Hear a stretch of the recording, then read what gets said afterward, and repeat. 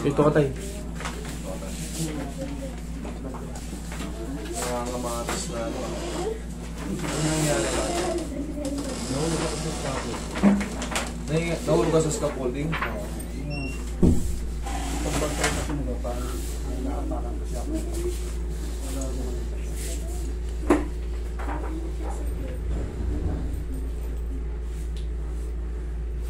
Nag-crack yung ilalim.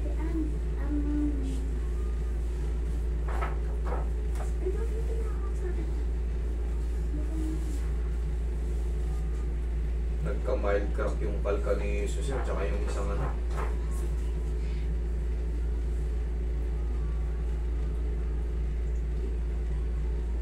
Gano'ng kataas yung pinaglaglagan nyo?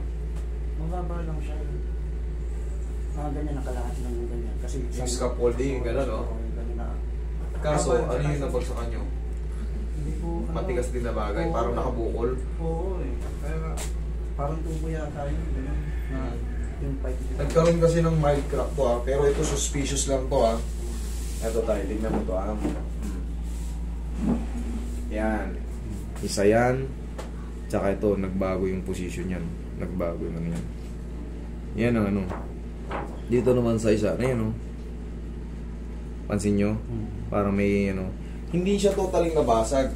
Parang ganito lang yan Ito pala yung sample niyan. Suntukin ko tong bato. Hindi ito mapuputol lang todo. Pero ito, yung pang-ibabaw ng buto, magkakaroon ng lamat-lamat na kakayan. Ngayon, siyempre pag may ganyan tayo, hindi natin talaga may tatapak yan. Sobrang sakit. Tulad yan, siyempre, talampakan. Hindi naman. Talagang may sasayad mo yan, masakit. Ngayon, kailan ka na-disgrasya?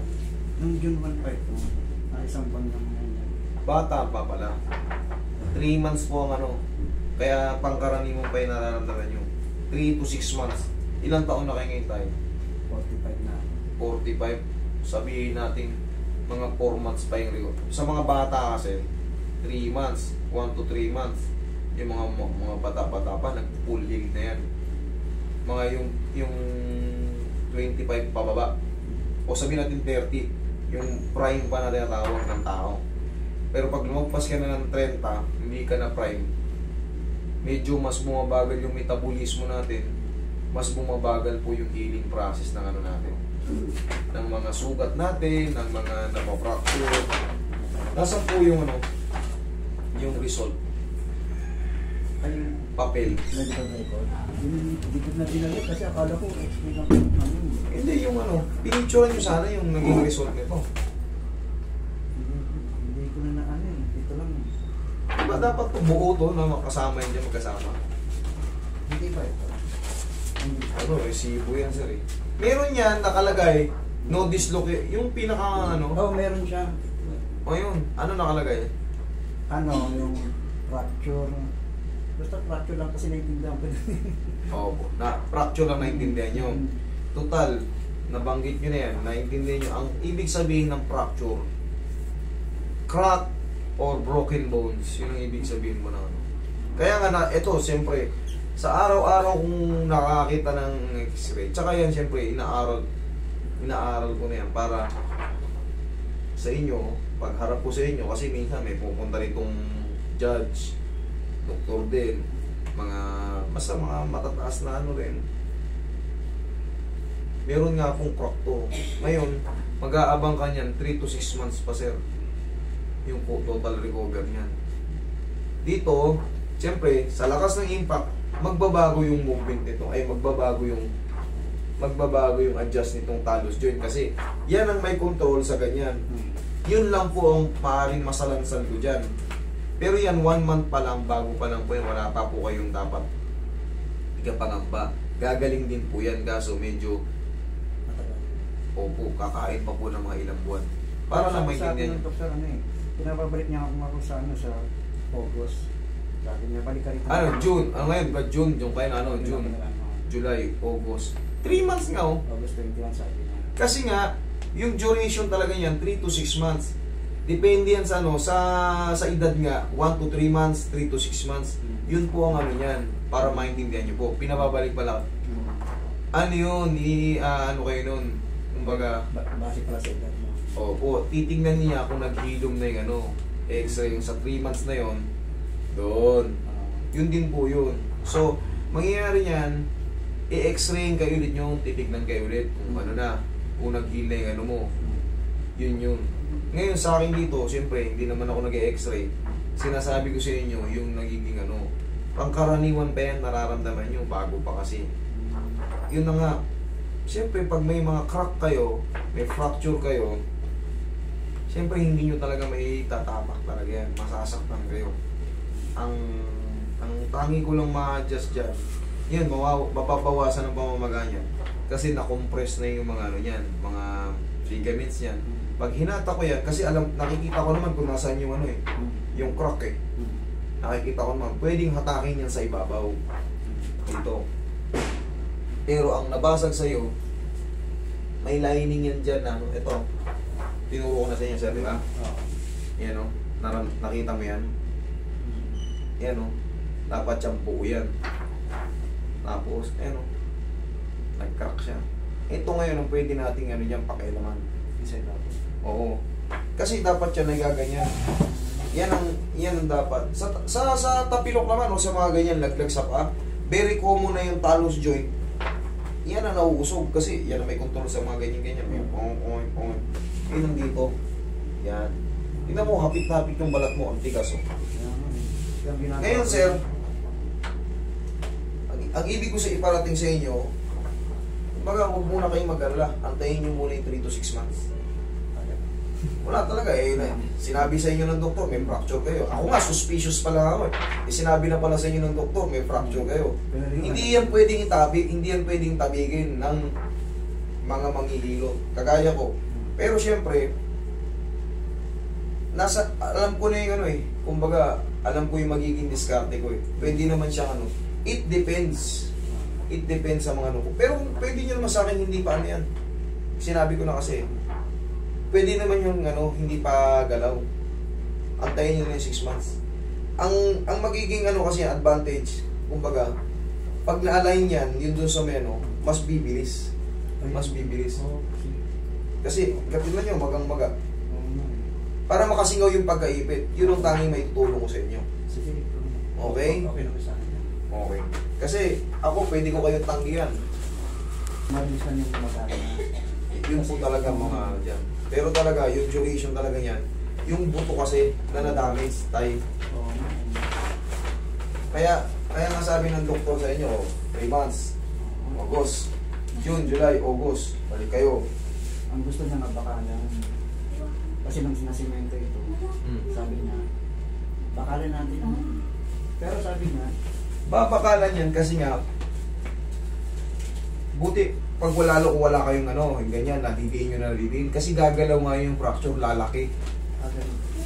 Kaya babakalan, ipipin niya yan, kumbaga tutusukan para hindi lang gumalaw yung pagkabiyak. Okay? Sige, gaganyan tayo. hindi mo masakit. Para lang mabubuhay ng konting kirot. Kasi ayos yung higa nyo. Ang mararamdaman nyo rito, kikirot siya ng ano, mabilisan. Parang mabubuhay siya ulit. Tapos, mga ilang segundo, mas magaan na siya. Yan ang parang. Dito yung basal niya, kaya pwede kong hatakin ito na dito. Sa loob nitong organism. Pero ito, okay na to eh. Okay to eh. Yung mga ganito. Dito nga ano natin pala. Masakit ba siya pag ginaganyan? Hindi yan. O, ba't tumaari kayo kagad? Hindi kasi, ito talagang ano eh, yung parang pinaka-ano, ito, okay lang to sa akin. Okay nga, nakita ko naman sa buto. Yung dito, yung kasi, buto nito, yan. Huwag natin galawin. Hindi, wala namang pilit na to eh. Hindi, okay naman na ano. Pero sige na, kakayanin ko naman. Yun. Kasi ako, hindi ko kayo pipilitin. Basta kayo pa rin ang last ano. Pag kaya nyo, no problem. Gusto ko talaga maano. Mararamdaman nyo to. Yung adjustment to, sisingaw yan sa paa nyo. Sige, relax lang. Ayun. Naramdaman nyo? Umangat. Masarap yun, hindi yun masakit. Hindi kasi madadagdagan yung ano. Isa pa. Okay. Pang ano. Ayun lang. Oo. Hindi ko na to didinan nung kagaya ng ginagawa ko. Bakit? Kasi meron sa may ano. Tama na yung adjustment na yun. Yung may ginaganyan pa kasi ako sa mga common na tapilok. Yung ganito. Oo, nakikita ko. Hindi ko nagaganyan. Bakit? Dito yung ano eh. May tama eh. Depende nga yan. Nasa... Pero pagka yung sabi niya po na 3 months, o ano, unti-unti na itong ano. mag-iinom yung ano.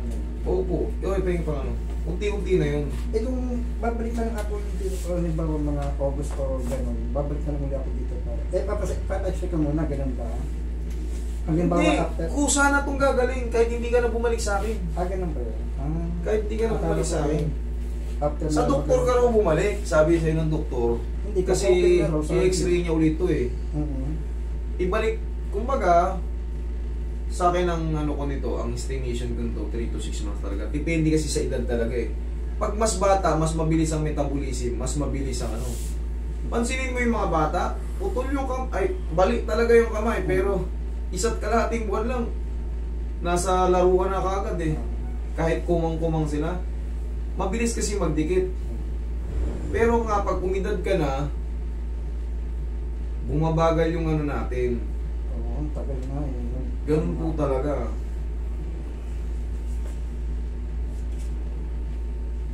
Dapat to, lagyan mo pa to ng ano eh, ng bandage eh. Pag matutulog ka, tanggalin mo.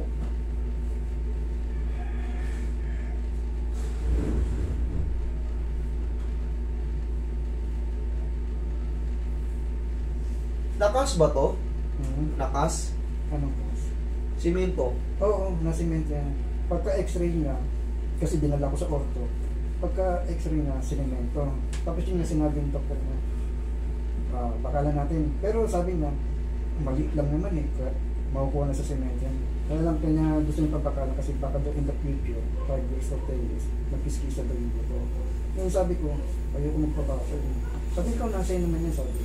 Tama naman, ikaw pa rin ang huling desisyon. Kung ayaw mo, di wag. Hayaan mo mag-self-heal. Ang problema kasi sa, ang magiging ano, mas maganda, mas maunawaan mo. Ang mga magiging problema sa mga may fracture, kasi mag-heal dyan, lalagyan. Yung tinatawag na maglalaman. Sabi ng doktor, tama yun, in the future, baka magkiskisan. Kasi parang magkikiloids to sa loob eh, maglalaman. Pero nga, maliit lang naman eh. Ang pinakamahalaga rito, ito. Yan yung movement na ganito. Kasi pag yan nabuo yung paa mo, hindi, paghakbang mo sa, yan ito lang palagi mong training, ganyan o. Galawalin mo. Yan. Yan ang palagi mo ano. Masakit? Hindi. Sakto lang. Wala. Wala naman masyado. Yan lang palagi mo ano. Pag yan nabuhay mo, lahat na yan, magiging goods yan. Kasi yung tinigas na yun eh. Ang pinakamahalaga rito yung movement nito, yung sa talus joint na nagaganyan. Kasi pag hindi mo yan naigaganyan, buo mong ilalakad dyan, para kang paralisa rin. Oo. Pag hindi mo naigaganon, kaya kailangan, yan o, angat-angat mo. Yan, palagi mong ano. Hindi ko lang siya maano. Hindi pa kasi, ang kapal nung pamamaga eh. Pero kaya naman natin ganunin yan. Kaya yan. O, hindi mo lang muna maganon kasi sobrang maga. Pero pag may ibang taong magkikilos, ayan o. O, diba? Yan ang palagi mong, yan ang pinaka-exercise mo. Palagi ko nang gaganyan. Yan, palagi mo lang gaganyan eh. Hindi lang masakit, sige, galing mo. Hindi lang naman. O, yan lang. Yan, palaging kuya ko yung muna ng ganyan. Okay? Tapos, yan o. Sa tulong ng saklay, huwag mo muna nang ididiin, ha? Pinapractice ka pa naman, bawal talaga. Bago pa eh, sir. Sayang lang. Habang natatamaan yung fracture, lalo ka lang nasasaktan. Lalo lang tatagal. Ganun pala. Kaya mas maganda may ganyan. Okay, sige nga. Tingnan mo yung pakiramdam ngayon. Sige, try mo yan o. Try mo ilapat. Kung ano mas maganda ngayon. Sige, depensahan mo lang muna. Alalayan mo na ano. Try mo ngayon kung ano yung kung ano mas maganda. Kung anong pressure ang nabawas. Ano? Magaan. Magana. Tingnan mo yung ugat mo. Tingnan mo yung ugat mo. Shhh. Sumingaw yung mga ano. Parang bumalik ko siya sa Parang bumalik sa dati. Kita mo yung ano, ang ganda ng ano, sumingaw yung pagka, kanina yung tigas sa tigas. Tingnan mo, ayun. Parang puputok na tayo ng sabi ko na pupunta ako dito kay Master. Okay? O sige sir, ayan lang. Huwag mo munang pakapwersa. Basta antayin mo lang yan, gagaling din yan. Okay? Sige po.